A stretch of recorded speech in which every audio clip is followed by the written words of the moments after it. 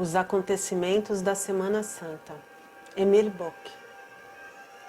Terça-feira Santa. Em silêncio, sem provocar as mesmas excitações, realiza-se nas manhãs seguintes o mesmo que no domingo de Ramos. Jesus entra com seus discípulos na cidade santa. Já se acalmaram as grandes ondas de entusiasmo aprovador.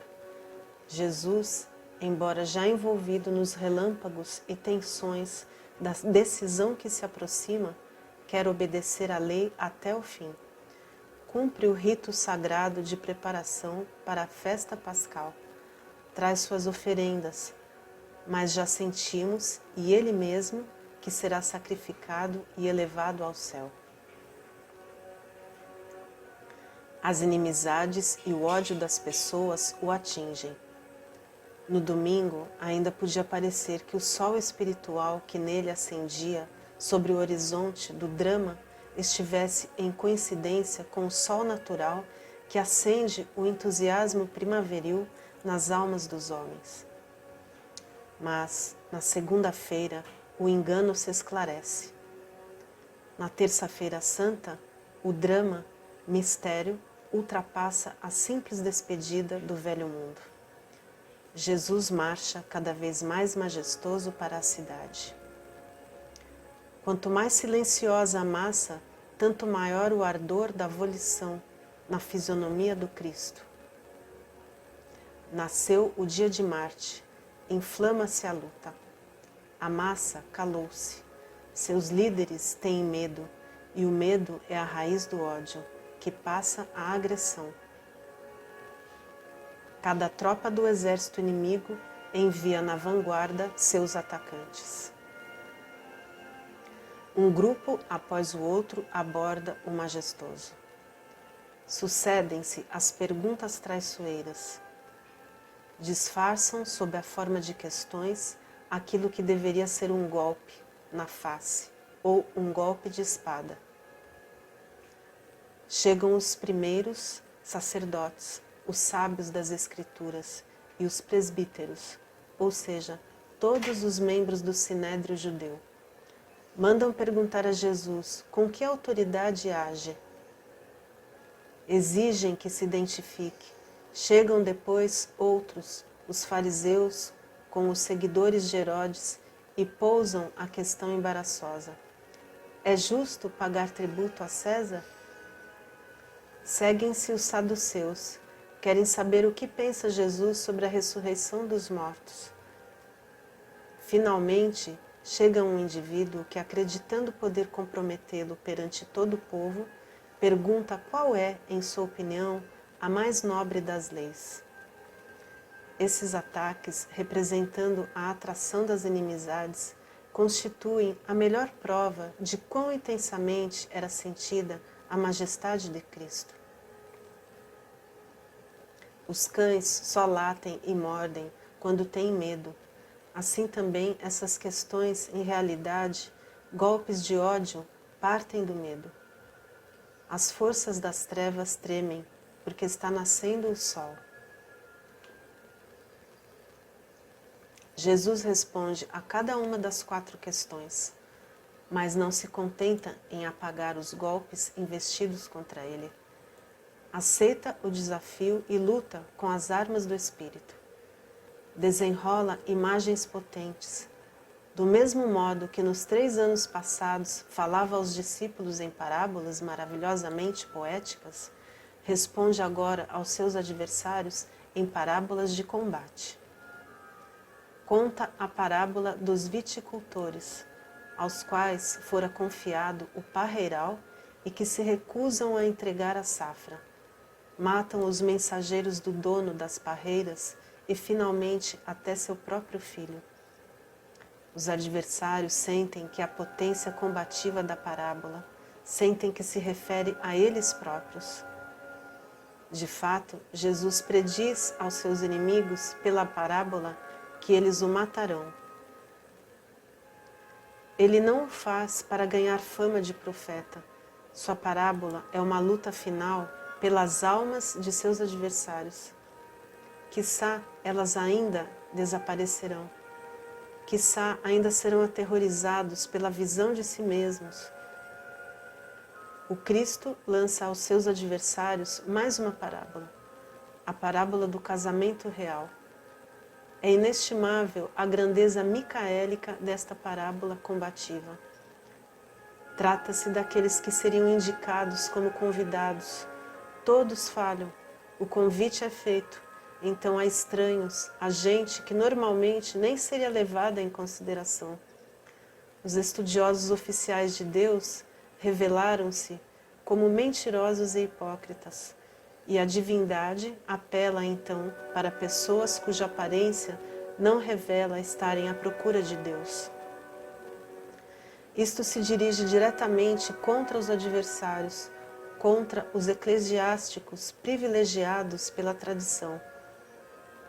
Ao ser descrita, enfim, a imagem e o destino daquele que não está usando roupa adequada para a festa, toda a humanidade pode ver-se em rigoroso espelho. Mas, mesmo dirigida em última análise contra todos, a parábola das bodas reais é sem dúvida o mais potente golpe desferido no dia de Marte, da Semana Santa. O Cristo prossegue. Ele mesmo dirige agora uma questão àqueles que lhe pousam perguntas capciosas. De quem é filho o Messias? Respondem, ele é filho de Davi? O Cristo tem que lhes mostrar, citando o 110º Salmo que eles conhecem, no qual Davi designa o Messias como seu Senhor. E pergunta, como pode ele chamar o Cristo de seu Senhor? Quando se trata de seu filho, o Cristo desmascara os que o cercam como estranhos ao Espírito e sua devoção como desprovida de espiritualidade. Os homens só olham para o terreno. Para compreender o divino, a primeira condição seria ver que o Messias é filho de Deus e não dos homens. O Cristo mostra aos homens o que deveriam reconhecer nele, mas não o reconhecem. E vem então o quarto contragolpe pelas armas espirituais do Cristo. Os 9 ai de vós, sobre os fariseus, desembocando na lamentação sobre Jerusalém, mundo destinado ao declínio. No início de sua atuação, Jesus, no círculo familiar de seus discípulos, pronunciou as 9 bem-aventuranças do Sermão da Montanha, revelando as 9 partes do ideal luminoso do homem espírito. Agora, no final de sua via terrena, ele põe as 9 sombras, ao lado das 9 luzes. Os ai de vós são o desmascaramento combativo da humanidade inimiga de Deus, assim como as bem-aventuranças foram a revelação das 9 faces do relacionamento entre o homem e Deus. A lamentação sobre Jerusalém inverte a palavra do Sermão da Montanha. Sobre a cidade da montanha, que pela primeira vez fez reluzir a imagem da Jerusalém celeste. Eis um conteúdo bem pouco silencioso para a Semana do Silêncio.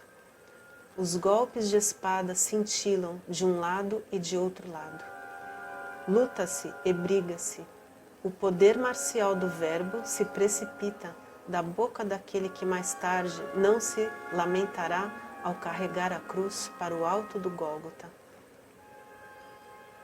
Ao declinar o dia, quando Jesus, com seus discípulos, como todas as tardes, deixa a cidade e do outro lado do vale de Quidron, galga o morro de Getsemane, através dos jardins, onde tantas vezes ensinara na intimidade do círculo de seus discípulos, dessa vez não dirige seus passos para Betfagé e Betânia, no alto do Monte das Oliveiras, em meio ao maravilhoso bosque da paz, convida os discípulos a se acomodarem.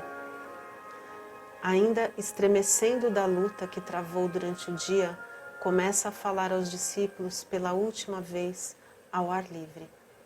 E as palavras destes ensinamentos não são, certamente, menos poderosas do que as palavras de combate espiritual contra os adversários. Os corajosos atos da alma realizados durante o dia conclamam o eco dos deuses. O Cristo é capaz, mais do que nunca, de oferecer revelações aos discípulos. O que lhes oferece nesta noite, costumamos chamá-lo de Apocalipse do Monte das Oliveiras. É uma intervenção nos grandes futuros dos destinos da humanidade. Rasga-se a cortina do futuro, abrem-se grandes perspectivas apocalípticas. É sempre assim na vida. Quando o dia registrou verdadeiros atos, a tarde e a noite convocam o eco celeste desses atos. Os resultados do dia não residem unicamente naquilo que foi diretamente criado. Quando a atividade diurna bateu as portas do mundo espiritual, podem abrir-se à noite as portas de um outro mundo. E deste mundo espiritual flui o correspondente à genuína força interior empregada durante o dia. O presente torna-se transparente. Os discípulos passaram o dia com o Cristo, contemplando o templo. Revelou-se de tudo isso está condenado a desaparecer. A destruição de Jerusalém e do templo é uma necessidade espiritual. Se não fosse executada, 40 anos depois pelos romanos, teria que ser consumada de alguma outra maneira. Na visão que surgiu do declínio do templo, transparece a visão de uma grande catástrofe. Todo um mundo submerge. O Cristo pinta aos olhos dos discípulos as cores de um ocaso do mundo. E se durante o dia se anunciava uma separação dos espíritos em inimigos de Cristo e em um pequeno grupo disposto a formar o apostolado, esse fato também se torna transparente. Todo o transcurso da história universal nada mais será do que uma seleção dos espíritos. Alguns tendem para o divino, os outros tendem contra ele. E por mais impotentes que sejam as realizações desses últimos na Terra, tudo não passará de produtos de um medo oculto. E aquilo que silenciosamente germinará no grupo, talvez pequeno, daqueles que se unem ao divino, portará em si o futuro do mundo. Jesus continua o Apocalipse vespertino que apresenta aos discípulos como lançara aos adversários parábolas combativas. Assim dá aos discípulos as mais íntimas parábolas que lhes poderia dar. As duas parábolas de sua volta. No Apocalipse já dissera que sob o bramir do temporal universal, o Filho do Homem aparecerá sobre as nuvens do céu. Apontou para um futuro no qual, em meio ao barulho do fim do mundo, a nova revelação do Cristo terá que abrir caminho. Agora ele mostra aos discípulos, nas parábolas das 10 virgens e dos talentos confiados, o que devem fazer os homens a fim de se preparar para a volta do Cristo. Um dia chegará o noivo da alma, um dia voltará aquele que ao partir confiou aos seus servos o dinheiro. Voltará para exigir as contas. Embaixo no templo, os ai de vós ressoam como anti-bem-aventuranças. Agora o dia desemboca em um elevado sermão da montanha. Com os últimos e mais íntimos ensinamentos, o Cristo fornece aos discípulos uma provisão de coragem para milhares de anos. As parábolas do retorno e especialmente a visão final da seleção dos espíritos em ovelhas e bodes, na qual finaliza todo o Apocalipse no Monte das Oliveiras, são uma provisão que manterá os discípulos através de muitas encarnações. A luz do Apocalipse. que ilumina a noite que desce, é o dom solar conquistado de Marte. As palavras pronunciadas pelo Cristo na Terça-feira Santa são, em conjunto, uma maravilhosa linha de orientação para toda a luta entre as trevas e a luz. Para toda a luta pelo apostolado de Cristo contra os inimigos de Cristo. A palavra de Goethe, afirmando que toda a história mundial nada mais é do que uma luta constante da fé contra a descrença, já representa uma procura pela chave fornecida, em detalhe, pelo transcurso da Terça-feira Santa. Toda a oposição contra o Cristo e toda a inimizade contra o Espírito tem suas raízes na incredulidade, em uma falta de força, em um medo profundamente oculto na alma humana. O apostolado de Cristo se afirma e mantém através da fé, germinando força, coragem interior.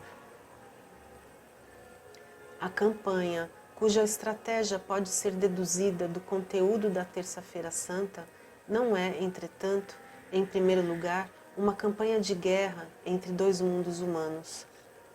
É uma luta que deve ser travada interiormente. Em toda a alma humana misturam-se o medo e a coragem, o oponente e o discípulo do Cristo. As parábolas combativas dirigidas aos oponentes expõem sempre o medo como raiz da inimizade contra o Espírito. O egoísmo dos viticultores que não queriam entregar o produto da safra é, como todo egoísmo, um produto da fraqueza e do medo interior. Nasce no homem o primeiro germe de coragem quando ele aprende a tudo abandonar e tudo sacrificar, porque se compenetra do sentimento de que tudo o que possui e pode possuir pertence à divindade. Os ai de vós são de modo especial o desmascaramento da descrença. Iniciam-se pelas palavras que de imediato arrancam a máscara não só a renegação do espírito, mas também a qualquer tipo de tutela sobre as almas humanas. Ai de vós, escribas e fariseus, desviastes as chaves das portas do céu, onde não podeis entrar, e portanto não quereis que entrem os que se esforçam para entrar. A maior coragem é exigida pelo trabalho na própria alma. A luta contra si mesmo é a mais difícil das lutas. Vencer-se a si mesmo é a mais bela vitória.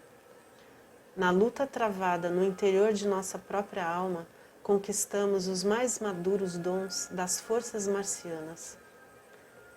Já na parábola combativa das bodas reais, reluz na imagem do traje matrimonial o ideal da autotransformação meditativa.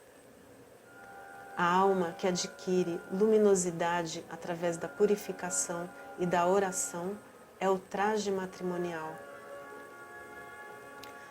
Mas ainda, as parábolas das 10 virgens e do dinheiro confiado são uma provisão para o trabalho interior. O óleo nas lâmpadas é uma imagem das forças que devem ser adquiridas pela alma. O dinheiro confiado simboliza os órgãos espirituais desenvolvidos no ser humano. A resposta dada pelo Cristo à questão dos impostos revela como se impõe a genuína coragem adquirida através do esforço interior. Quem se esforça de maneira salutar pelo Espírito não se distancia na terra, mas sabe manter o equilíbrio entre deveres terrenos e ideais espirituais. E justamente assim adquire a soberania solar sobre tudo o que é terreno. É capaz de dizer mesmo se, como era o caso naqueles dias, o trono está ocupado por uma fera. Dai a César o que é de César e a Deus o que é de Deus. Na grande visão final da seleção dos espíritos, revela-se finalmente o segredo da coragem interior. O que fizestes a qualquer um de vossos mínimos irmãos, a mim o fizestes. O fato de um homem estar trilhando corretamente o caminho de sua alma e de seu espírito revela-se em sua capacidade de amar. Amor é o verdadeiro antônimo do medo.